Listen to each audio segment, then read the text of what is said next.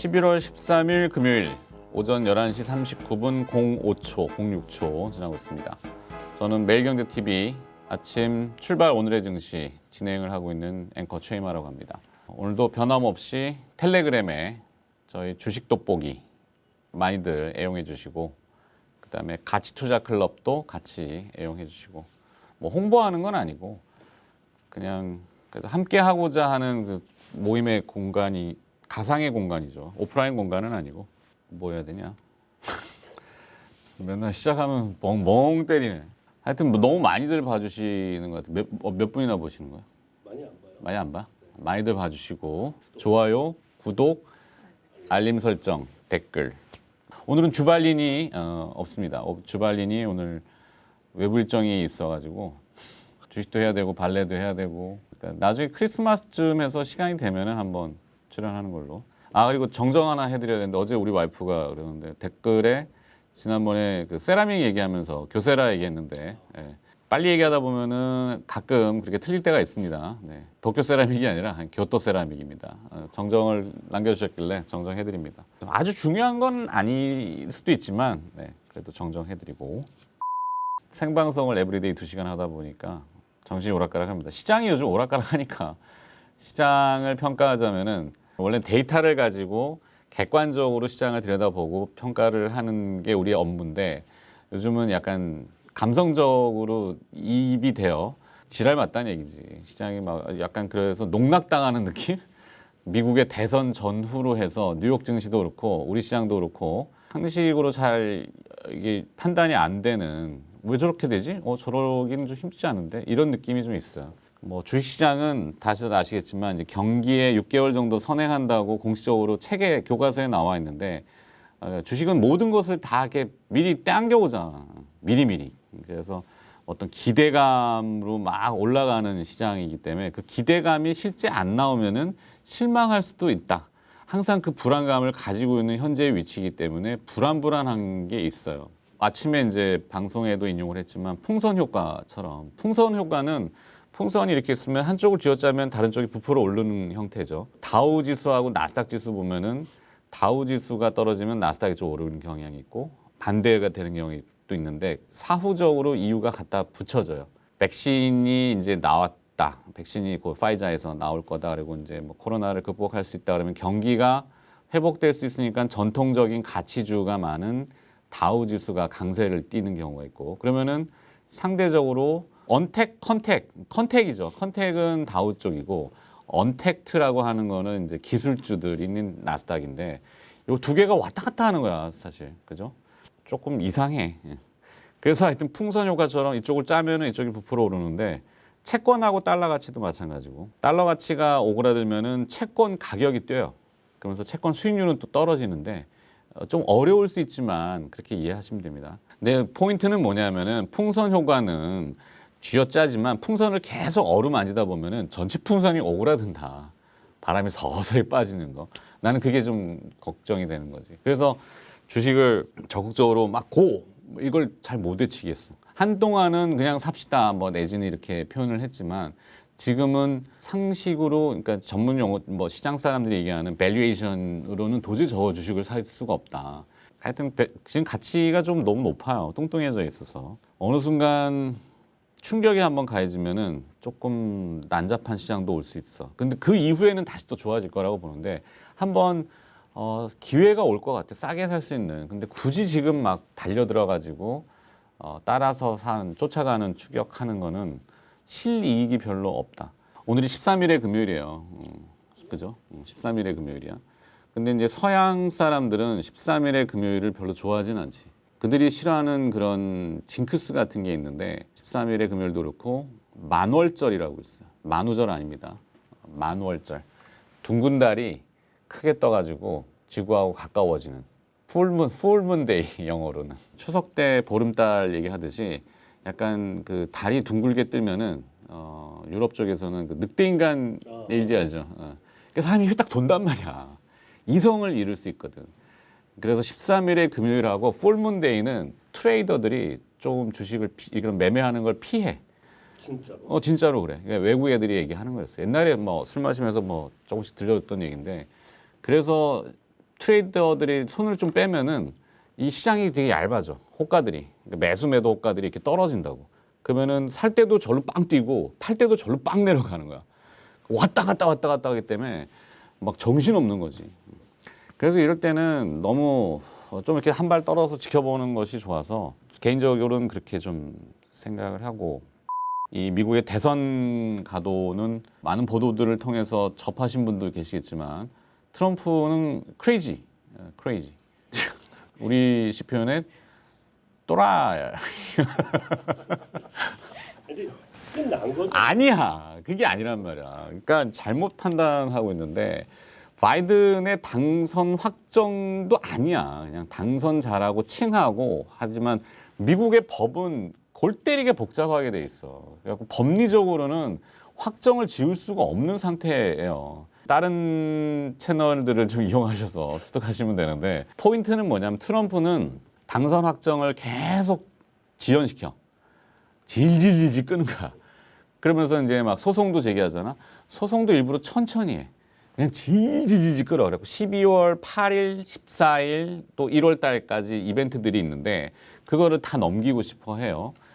그래서 결국에는 법리적으로는 역전을 할 수는 없어도 그 애를 계속 먹이는 거야. 계속. 그러면서 협상권을 쥐고, 여기에 이제 내가 제일 짜증나게 걱정하는 부분은 미국의 수정헌법 12조가 있고 20 몇 조가 있어요. 이 생각이 26조인가? 24조인가? 하여튼 미국의 수정헌법상에 이 대통령의 그 권한을 유지할 수 있는 포인트 중에 하나가 대외 전쟁이 있어. 밖에서 전쟁이 나면은 그 직을 유지할 수 있거든. 크레이지 트럼프가 밖에서 뭔가 터뜨릴 수 있거든. 그 대상이 누구냐가 퀘스천인데, 제일 확률 높은 건 중동이고 이란. 그래서 사실 위쪽 노스 코리아가 움직여버리면은 이게 피곤해지거든. 그 외신에 나왔지만 팩트를 말씀드리면은 해외 전문가들은 북한에서 자기네 이제 바이든 체제에 존재감을 내비치기 위해서 한번 행동을 할 거다. 그러니까 미사일 테스트가 됐던. 그러면 요걸 그 트럼프가 이용해서 중국을 때리면서 어떤 것들을 할 수 있다. 그래서 사실 북한이 안 움직여주기를 지금 바라야 되는. 그러니까 움직여버리면 시장이 또 출렁거리겠지. 그럼 빅텍이 또 뜨겠네. 그러니까 최악의 시나리오인 거지. 빅텍 스페코 이런 거 뜨겠나.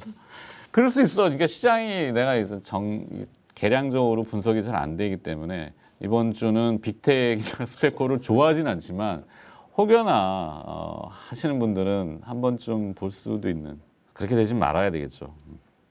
백신의 역설 이렇게 표현했어요. 제가 백신이 나오고 치료제가 나오면은 경기가 정상화돼서 좋을 것 같지만 그럴 때 금리가 올라가. 금리가 정상화돼. 금리도 정상화되는 거야. 지금은 돈을 풀어가지고 막 사상누각처럼 올려놨잖아. 돈에 중독돼 있잖아.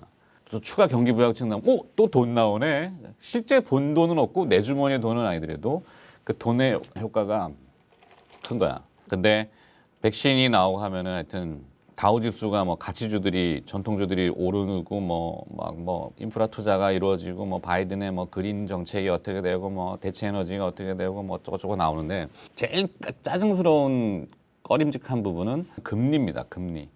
빚으로 이루어진 주식이라는 부분이 있어. B2 영끌 알잖아. 그리고 주담보대출, 그러니까 주택담보대출 이런 것들. 다 빚이잖아. 근데 지금 금리가 싸니까 그런 걸 할 수 있는데 금리가 서서히 오르기 시작하거나 어느 순간에 금리가 빵 뛰거나 이러면은 와르락 무너진다. 와르락 무너져. 미국이 금리를 만지면은 한국에서 나가는 돈이 엄청나게 빠져나갈 수 있거든.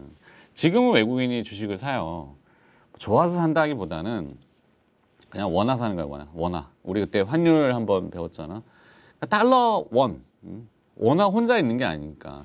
달러 원이라고 하는 환율에서 달러를 팔고 그냥 원화를 사는 게 차익은 남으니까. 왜냐하면 미국은 지금 뚱뚱해 주식이.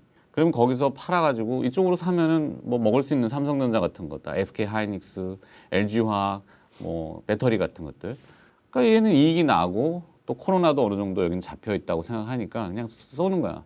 그리고 또 위안화하고 연동돼 있어 중국을 보고 쏘는 거지.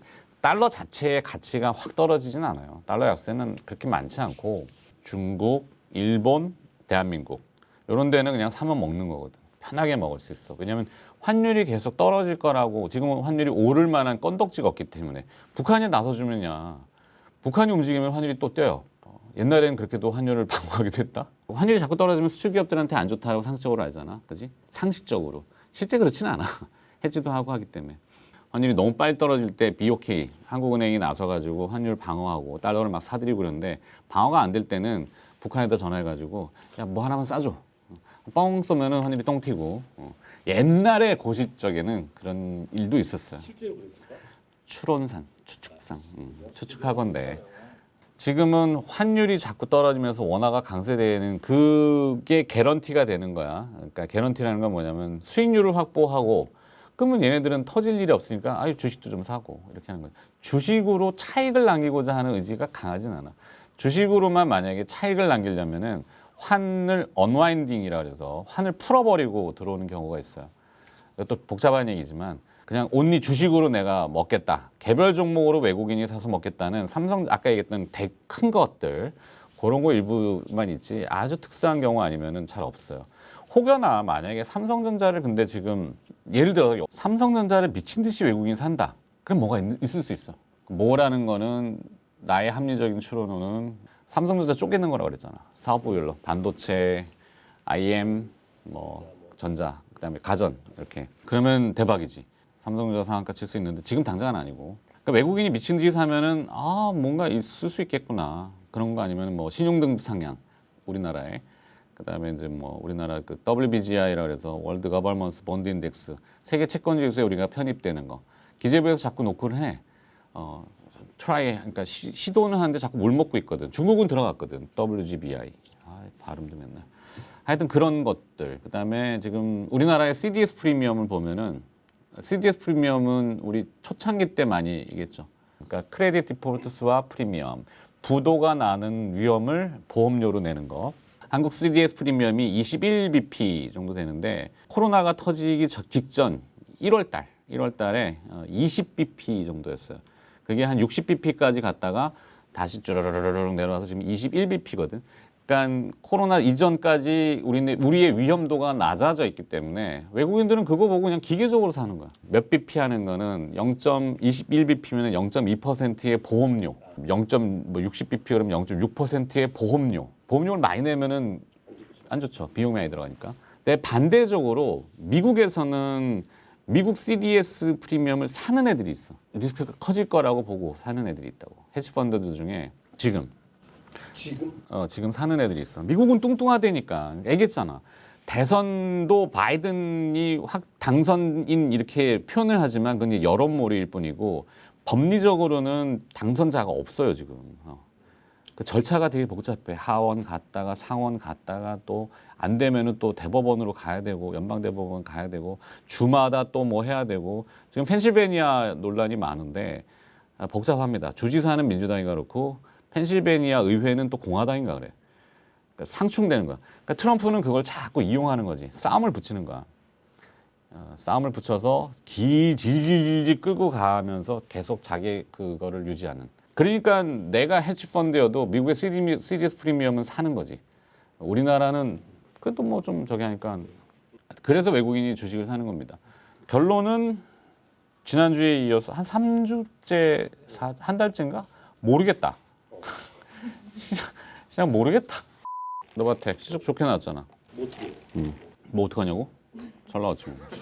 그렇죠? 노바텍은 재무제표 구성을 봤을 때는 무상증자의 가능성 매우 높고 당장은 아니겠고 분명히 무상증자를 할 수 있고 그게 꼭 호재라고 뭐 그건 알아서 판단하시고 유상증자 아니고 무상증자 그다음에 뭐 내년도에 신사업도 아마 또 계속 할 건데 그거는 뭐 내년 하반기나 내년쯤에 되면 이제 홍보들을 많이 하겠지. 인크로스 오늘 뭐 나왔네. 우리 인크로스도 몇 번 했죠. 아마존 한 달 정도 된 것 같은데 주가는 되게 무거웠는데 그렇다고 뭐 빡치게 뭐 고꾸라지거나 이러진 않았잖아. 뉴스 나왔지. SK가 아마존과 손잡고 협업한다. 그 중심에는 사실 인크로스라고 하는 이 티딜이라고 하는 모바일 앱이 이제 곧 나올 거고 티딜의 화면도 딱 바뀐 것 같아요. 네, 티들이 싸요. 싸요? 사보진 못하네. 다는 아닌데 광고도 이제 아마 12월쯤에는 하지 않을까? TV 광고 같은 것도. 그러면은 TV 광고도 안 하는데 따박따박 그 이익들이 나오는데 광고하면은 좀 광고 효과를 또 보겠죠. 인크로스가 오늘 금요일 이미 방송하고 있는데 뭐 재료가 나와가지고 한번 솟구쳤는데 여기서 끝날 것 같지는 않고 더 오르지 않을까 싶어요. 그 다음에 IT는 뭐 5G 얘기해서 이오테크닉스 화면에 또 이것만 나왔던데 드릴링 구멍 막 뻥뻥뻥뻥뻥뻥 이게 눈에 보지도 않는 아주 미세한 구멍들을 뚫어서 와인딩을 해야 되는데 연결해야죠. 뭐 전자제품끼리 연결을 해야 되는. 그래서 이오테크닉스는 그 재고 장비가 있는 것 같은데 그 재고 장비를 우연찮게 이번에 잘 털어낼 것 같아요. 만약에 신규 오더가 와서 또 제작하고 뭐 이러면 그 장비가 하나에 대당 3억에서 5억 정도 하는데 언제 만드냐? 근데 만들어 놓은 장비가 있어 마침. 그래갖고 수요가 지금 확 솟구쳐가지고 잘 나갈 것 같습니다. 이오테크닉스는 이제 약점은 저게 좋은데 왜 실적이 저거밖에 안 나와? 이거거든. 저시가총액의 실적을 밸류하면은 약간 고평이다 이렇게 퀘스천 뭐 이렇게 하는 사람들도 많은데 가능성이 충분히 있는 회사라고 생각하고 제일 중요한 건 원천 기술이라고 그러잖아.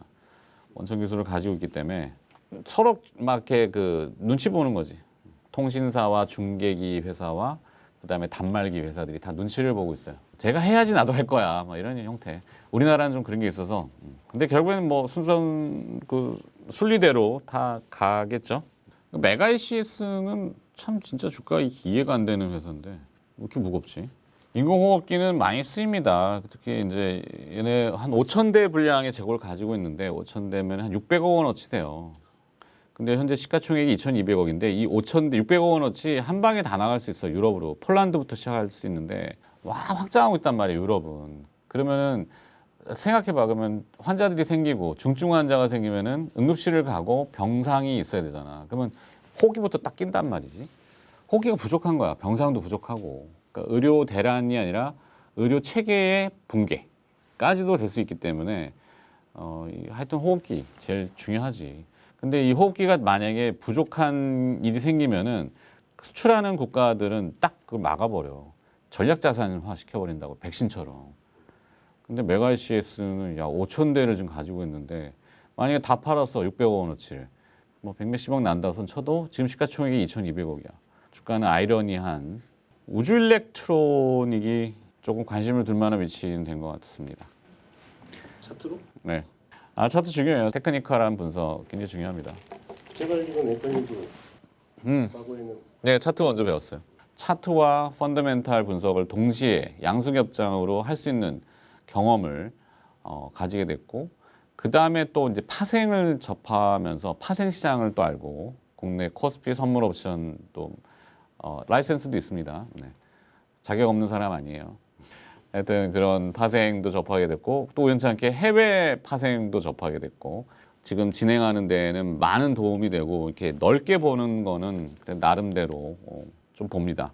근데 이제 마이크로하게 기업들 볼 때 조금 헷갈릴 때가 있고 전문 섹터 애널리스트나 그 기업의 애널리스트만큼은 내가 뭐 어떻게 봐 일일이 다 몸뚱아리가 하나인데 동훈아나한테 홈쇼핑인데 매진 임박이야? 이 회사 이제 IR 들었는데 좋습니다. 지금 위치는 조금 애매꼴랑해. 빵빵 뛰고 하루의 상한가 이건 아니고 뭐 좀 슬로우하게 천천히 움직일 수 있지만 동훈하나텍은 뭐가 포인트냐 하면은 스마트폰이 이제 아까 했던 mmWave나 5G나 이렇게 가려면 물리적으로 다 바뀌어야 되지. 근데 요즘 스마트폰의 포인트는 카메라잖아. 다 카메라야. 그리고 DSLR은 약간 무게감이 있어. 근데 또 우리 민지 PD는 알겠지만 셔터를 누를 때 찰칵하면은 손이 흔들려요. 손 흔들림, 그 손 떨림 방지, 흔들림 방지. 그래서 그것을 이제 OIS 칩이라고 하는데 동훈하나텍이 잘합니다. 물론 그 또 원천 기술은 해외사가 있겠지만 어찌됐건 DSLR이 이 카메라, 이 스마트폰으로 들어와요. 그게 이제 애플도 추구하는 바고 삼성전자도 추구하는 바입니다. 삼성전기가 그래서 지금 엄청나게 것들을 많이 하고 있고 삼성전기의 기술 중에 제일 요즘 각광받는 거는 폴디드 줌이라는 기술입니다. 카툭티, 카메라가 뒤에 튀어나왔잖아. 이게 줌 기능 때문에 그렇단 말이야. 그 렌즈가 보통 4개에서 7개가 겹쳐지는데 이렇게 당겼다 놨다 해야 돼. 그것도 뭐 전문 용어로 볼 타입이 있고 스프링 타입이 있는데 요즘은 볼 타입을 씁니다. 전력 때문에, 안정성 때문에. 근데 이제 한계가 있는 거지. 이게 5배 줌, 10배 줌으로 당기려면 이게 이만큼 튀어나와야 되는 거야. 그거를 어떻게 눕혀? 얘네가 눕혀버렸어. 삼성전기가 이거를 이런 물리적인 걸 옆으로 눕혔어. 그게 이제 폴디드 줌이라는 개념입니다. 잔망경처럼. 이 폴디드 줌은 반사경이 여기 있고 그거를 이렇게 받아가지고 옆으로 이렇게 놓는 거야. 그 렌즈가 이렇게 들어간다고. 이렇게. 이 폴디드 줌 내용은 유튜브 어차피 보시는 분들이니까 삼성전기의 그 영상들이 있어요. 그걸 찾아보시면 도움이 됩니다. 우리 남의 것도 다 얘기해줘. 그거 보시고 우리는 주가를 접해야 되는 사람들이기 때문에 삼성전기 주가 그래 좋긴 하지만 다시 일로 돌아오셔서 뭐 여기 영상 이렇게 나와 있어요. 좀 더 당겨? 이걸로 당겨? 됐어? 네, 이렇게 생긴 겁니다. 이 폴디드 줌을 하면은 OIS라는 칩이 붙어야 돼 무조건. 근데 OIS 칩이 내가 알기로는 객단가가 $5, 5불인데 두 개씩 붙고 나중에 전면, 후면, 배면까지 막 카메라가 많아지면 막 두 개씩 좀 많이 늘어지는 거예요. 많이 늘어나. 동원하나텍은 이제 어터포커싱이라는 기술도 있고 액추에이터의 기술은 자화전자를 붙여가지고 자화전자의 액추에이터하고 모듈레이션 해서 삼성전기를 통해서 갤럭시에 들어가는. 그러니까 자화전자, 동원하나텍 두 개는 쌍으로 같이 볼 수 있는 회사입니다. 자화전자 진짜 좋아. 자화전자 좋고 동원하나텍 좋고. 근데 왜 주가는 안 오를까? 또 얘기했잖아. 좋은 주식은 좋은 놈들끼리 다 들고 앉아 있다니까. 기다리면은 나의 순서가 온다. 가끔씩 작은 기업도 막 얘기하지만 그것만 하는 컨셉도 아니고 여기 종목 추천 방송이 아니니까. 한 500원씩 받고 우리 종목 추천할까? 자판기처럼. 500원 약해? 5,000원? 이거는 내 이제 생방송 원고들입니다. 이 원고는 제가 다 씁니다. 그러면은 이제 바이오 가야 되나? 진짜 뭐 백신 효과가 있는 거예요? 그러니까? 내가 맞아봤니? 어떻게 하니? 아니 근데 기사의 팩트만 보면은 그러잖아. 임상 이상 건너뛰었어. 3상 중간 데이터야. 90 몇 명을 상대로 그 90 몇 명의 연령층이 다양하진 않아. 람보 이런 애들이 90 몇 명 이건 아니지만 튼튼한 사람을 했는데 90%의 효용성이 있다고 그렇게 발표할 수 있지. 근데 딱 만들었는데 그 뒤에 후속 기사 나왔잖아. 영하 70도에 보관해야 되고 5일 동안밖에 안 살아요. 그냥 뭐 콜드 체인이라고 하는데 뭐 태경 케미칼 그 웃긴 거지. 그것도 우리 방송에서 얘기하니까 바로 즉각 반응해. 아무도 얘기 안 했었어 사실. 그 드라이 아이스 얘기는 뭐 우린 여름 때부터 얘기했잖아. 그럼 이제 이거랑 상관없이. 그렇지.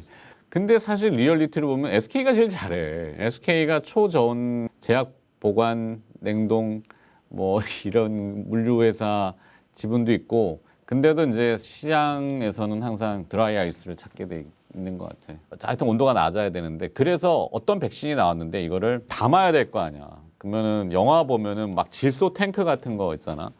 그런 액화 질소 같은데 담아서 몇 개나 움직이겠어. 그러면 백신도 보면은 이렇게 이것 큰 탱크 있지만 작은 개별 용기들이 있을 거 아닙니까, 그지?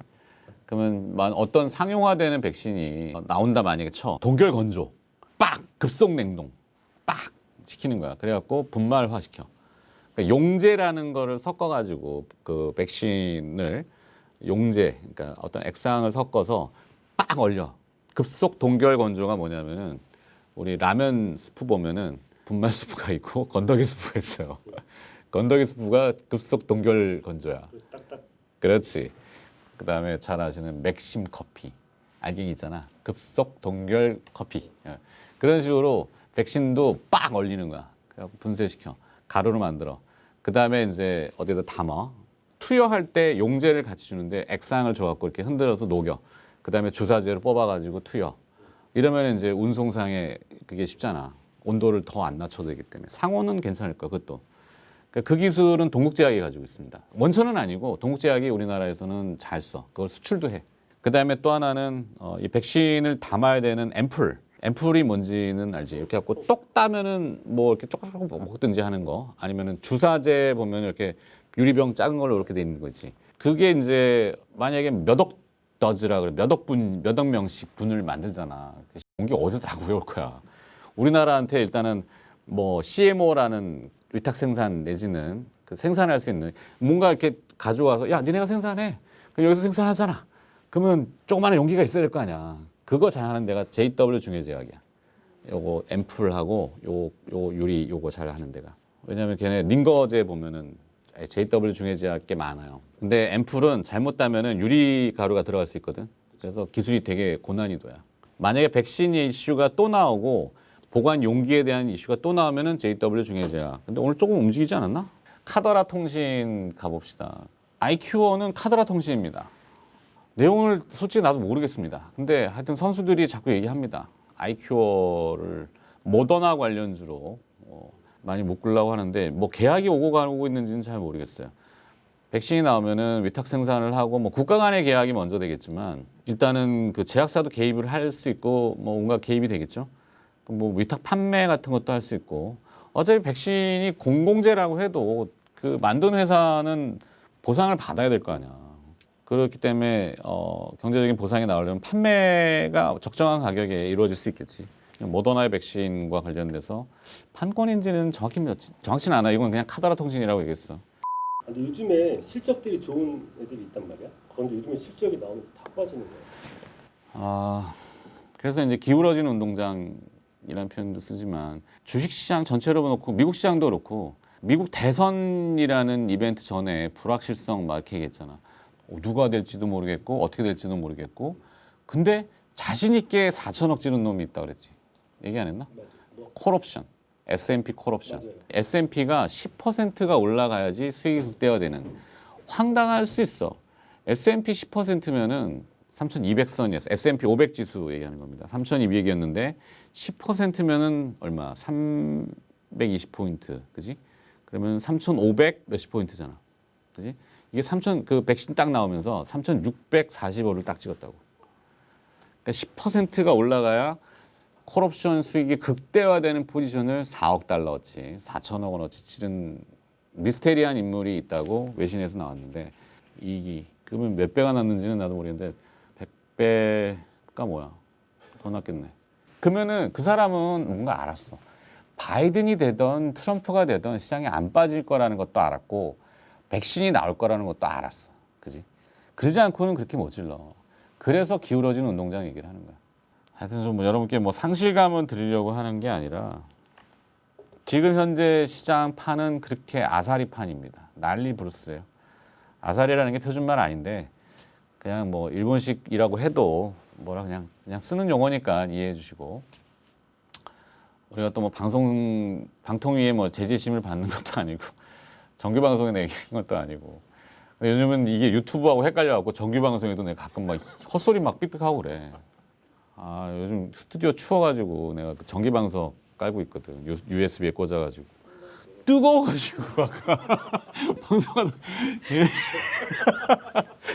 야 보는 사람들이 웃겼을 거야. 그래서 내가 그래갖고 어쩔 수 없이 멘트했어. 아 이렇게 그렇다고. 여기까지 하시고 주말 잘 보내시고 일주일에 한 번씩 하는데 한 달에 한 번은 하는 느낌은 들어. 좀 한참 동안 일주일이 길어서 그런가? 자주 하겠다는 얘기는 아닙니다. 하여튼 오늘도 좋아요, 구독, 알림 설정, 댓글 많이들 남겨주시기 바라겠습니다. 안녕.